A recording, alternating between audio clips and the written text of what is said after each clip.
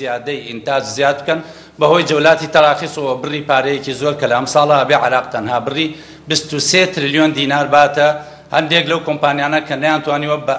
بە ئامانجی زیادکردن بە شێوەیەکی وا کە بتوانێت مستەقبەلی اقتصادی عێراق بپارێزێت. خاڵی چوارەمیان نازحێک کە ئێستا لە هەرێمی کوردستانە نزیکەی 3 ملیۆن ئاوارە هەیە کە ئەوانە زۆر کولفەیەکی گەورە لەسەر عێراق دروستەکەن چونکە لە هەمان کاتا پێداویستیان بە خزمەتگوزاری هەیە لە هەرێمی کوردستان لە هەمان کاتا پێداویستی خزمەتگوزاریەکان لە مەنطقەکانی خۆیانەوە ئاوادانکردنەوەی ئەو ناوچانە کولفەیەکی زۆر گەورە لەگەڵ عێراقا بەسەرەبات یا بەدەستێنی. ئیجراعاتی لیژنەی مالی ئێمە لیژنەی مالیەکێکە لە لیژنە گرنگەکانی ناو مەجلیسی نواب کۆمەڵێک بە ئەرکی پێسپێراوە لەو ئەرکانە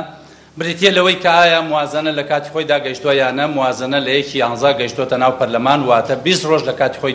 دواکەوتوە چونکە تەوقیتاتی زەمەنی موازنە ئەبێت لە 10 بگاتە ناو پەرلەمان لە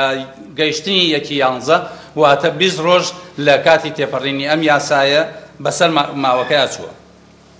لە 2/11 تەحویل کراوە بۆ لیژنەی مالی چونکە دوای خوێندنەوەی یەکەم یا دوای گەیشتنی ئەبێ بڕاتە لیژنەی تایبەتمەند کە لیژنەی مالی لیژنەی سەرەکی ئەو بابەتەیە. لە 3 مانگە لیژنەی مالی ئەم پرۆژە یاسایی وەرگرتووە کە پرۆژە یاسایەکی زۆر سادە و ساکارە. ئەتوانین بڵین پرۆژە یاسای بودجەی 2016 کۆپی پێسی بودجەی ساڵی 2015 بە گۆڕانکاری لە هەندێک ئەرقام و لە هەندێک ژمارە و بە گۆڕانکاری لە نەسی مادەکانە مادەیەک پێشکراوە یا مادەیەک پاشکراوە.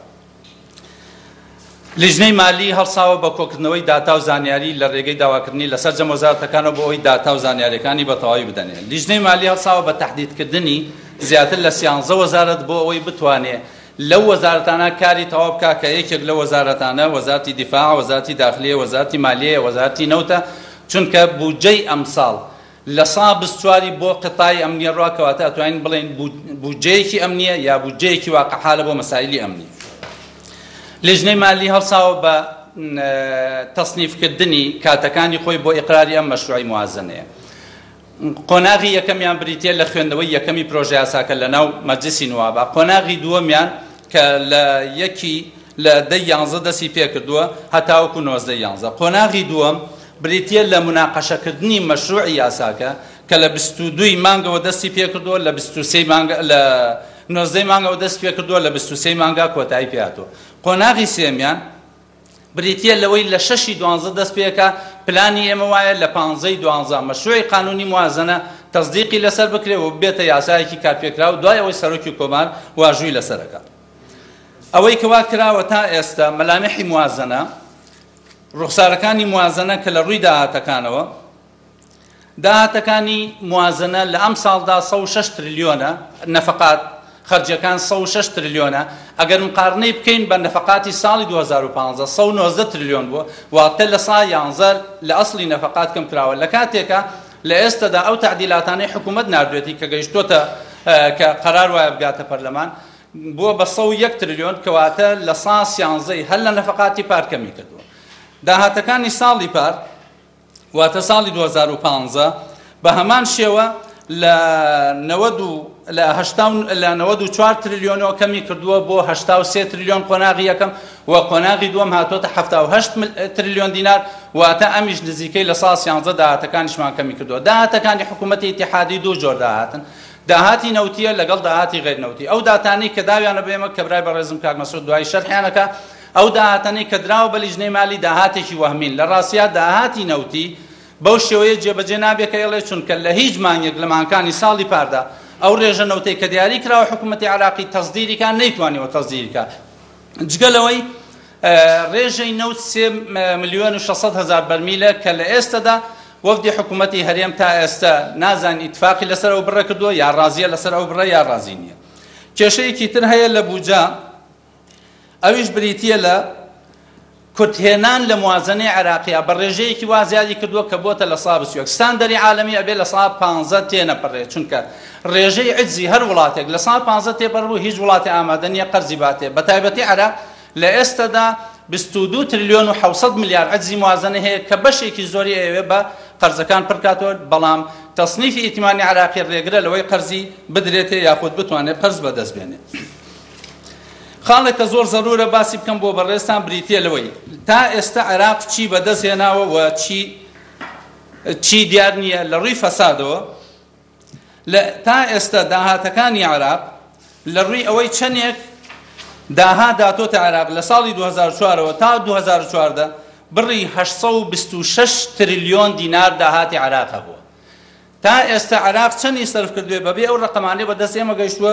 بڕی 710 تریلیۆن دینار لەگەڵ 922 ملیارە سەرف کراوە، واتە بڕی 113 تریلیۆن دینار سەرف کراوە بەبێ غیتای قانونی، واتە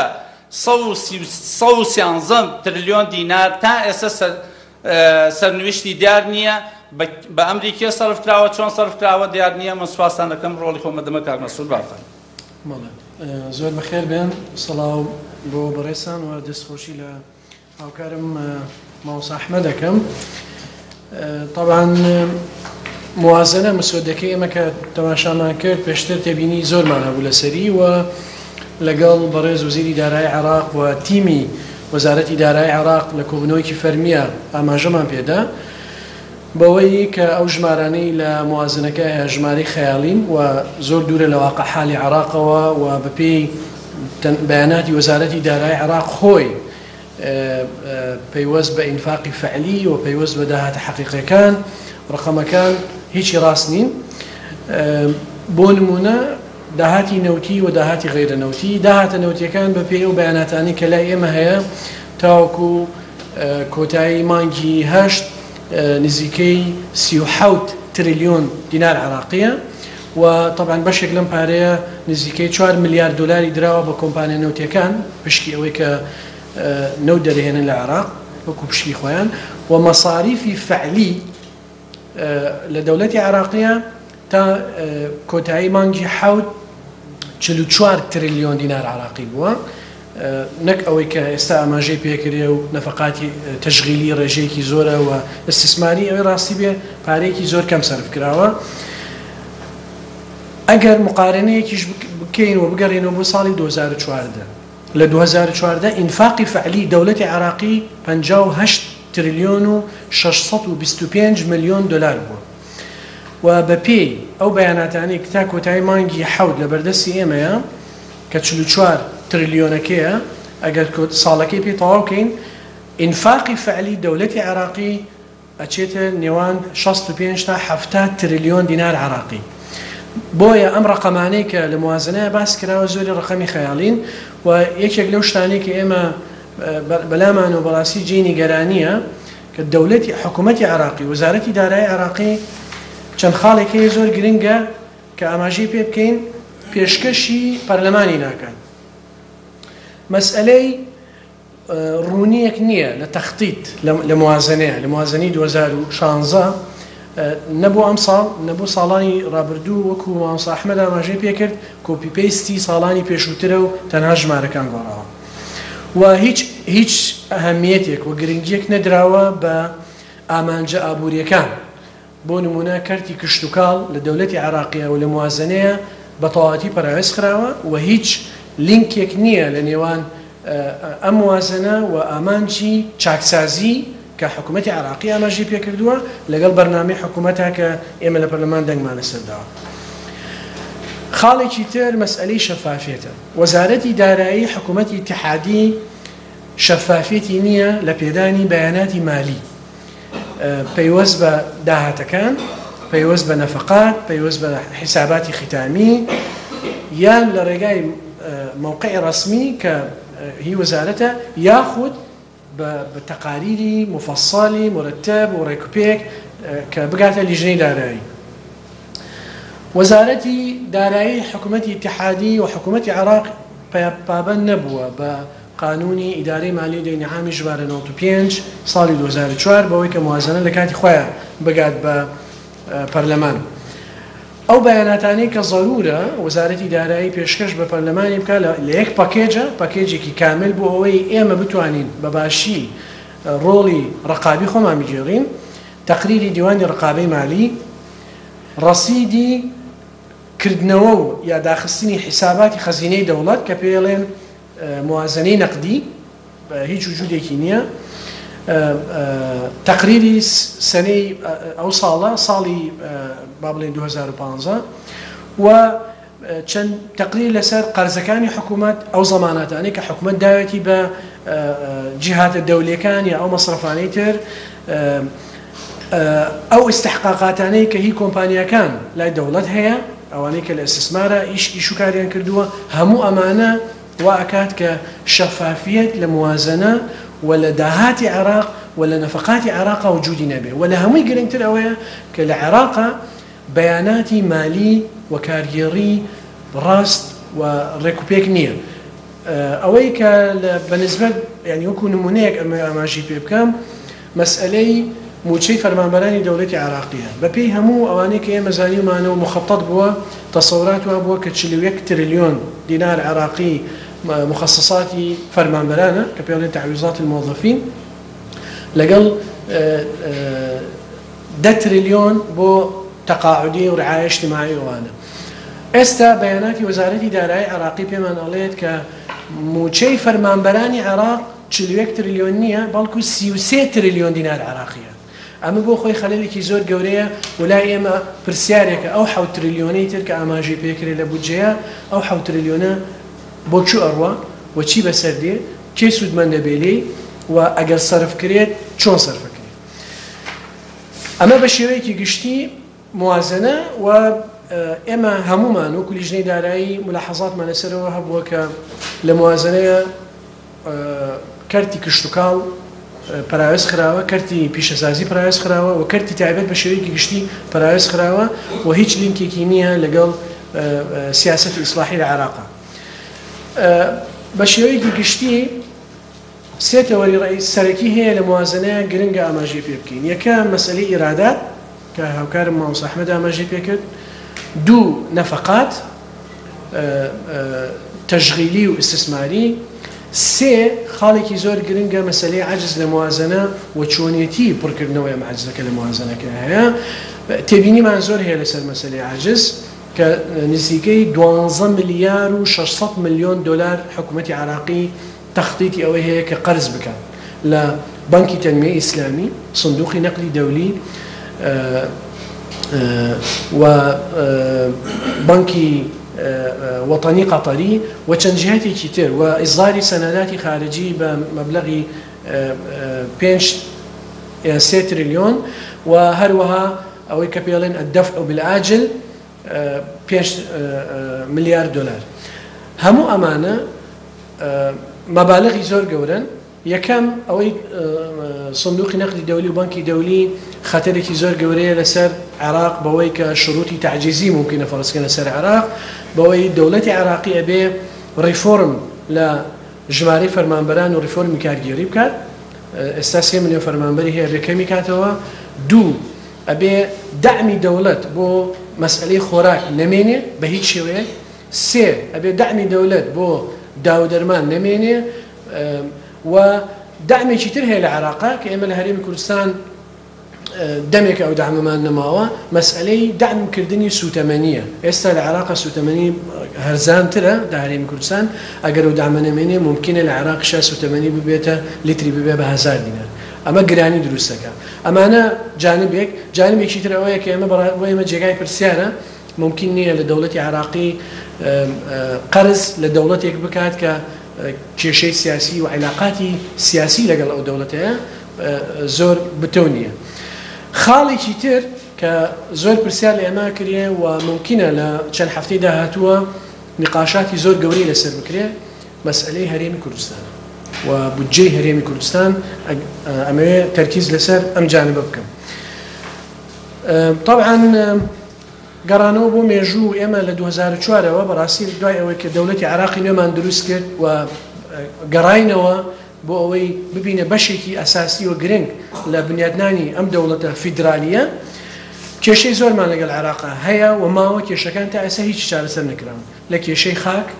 لە کێشەی مستحقاتی پێشمەرگە لە کێشەی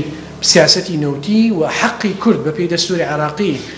لە ئیستسمارکردن لە سێکتەری نەوتە لە ئەخیریشا مەسئلەی بودجە کە لە ساڵی 2014 حکوومەتی عێراقی بە پێشێرکردنی دەستور و یاساکان بودجەی هەرێمی کوردستانی بڕی پشکی هەرێمی کوردستان دوای ئەوەی کە لە ساڵی 2015 اتفاق کرا و چوارچێوەیەکی یاسایی بۆ دۆزرایەوە و جارێک حکوومەتی هەرێم بە پابەند نەبوو بە هەناردەکردنی نەوت دوای ئەوەی کە لە مانگی 5 و 6ەوە توانی هەناردەکردنی نەوت زیاد بکات عێراق ئەنجا پشکی هەرێمی وەکو خۆی نانارد و ئێستاش بەپێی ئەم یاسایی کە هەیە ئێستا ئەگەر عێراق گریمانەی ئەوە بکەین ڕۆژی 4 ملیۆن بەرمیل نەوتیش هەناردە بکات پشکی هەرێمی کوردستان لە باشترین حالەتە لە 700 ملیار دینار عێراقی تێناپەڕێ کە بەشی موچەی فەرمانبەرەکانی ناکەن و دەبێ لەگەڵ داهاتە ناوخۆیەکانە کە ئەمڕۆ لەبەر ئەم قەیرانەداراییە زۆر تەسەوڕەکەم کەمی کردبێ چونکە چەقبەستنێکی ئابووری هەیە لە هەرێمی کوردستانە دەبێ موچەی فەرمانبەرەکانی دابین بکە لە مادەکانی 9 10 11 و لە مادەی 33 ئاماژە بە پشکی هەرێمی کوردستان کراوە پشکی هەرێمی کوردستان 17% و دوای دەرهێنانی نەفقاتی سیادی و حاکیمان کە ئەمێ ئاماژە بۆ بکەم بەندەکانی نەفقاتی سیادی لە 2016 زۆرترە لە 2015 یعنی تەئسیری سلبی هەیە لەسەر پشکی هەرێمی کوردستان لە مادەی 5 ئاماژە کراوە بە بودجەی هێزی پێشمەرگەی کوردستان کۆپی پێیستی ساڵی 2015 بەپێی ئەو تێکستە بودجەی هێزی پێشمەرگەی کوردستان ساڵانە لە 400 ملیار دینار تێناپەڕێ ئێمە ئەمە بە ناحقەیەکی زۆر گەورە ئەزانین بەرامبەر بە هێزی پێشمەرگەی کوردستان هێزی پێشمەرگەی کوردستان هێزێکی نیشتیمانی و وەکو لە یاساکەی ئاماژەی پێکراوە بەشێکە لە مەنزومەی دیفاعی عێراقی و ئەمڕۆژ سەدان شەهیدی داوە دش بە تیرۆر و بەرگری لە خاکی کوردستانەکە کە بەشێکە لە خاکی دەوڵەتی عێراقی فیدرالی لە مادەی دەیە ئاماژە بەوە کراوە کە دیوانی ڕقابەی مالی عێراقی و هەرێم دەبێ تەصفیە حیساباتی نێوان هەرێم و بەغدا بکەن لە 2004 تا 2015 ئەمەش بۆ خۆی خەلێلێکی ترە و ممکنە هەموو کاتێک عێراق ئەمە بکا بە کێشێک لەگەڵ هەرێم چونکە عێراق داوای 36 ملیار دۆلار پارە ئەکات لە هەرێمی کوردستان بە دوو تەقریری دیوانی ڕقابەی مالی تەقریری یەکەمیان کە 21 تریلیۆن دینارە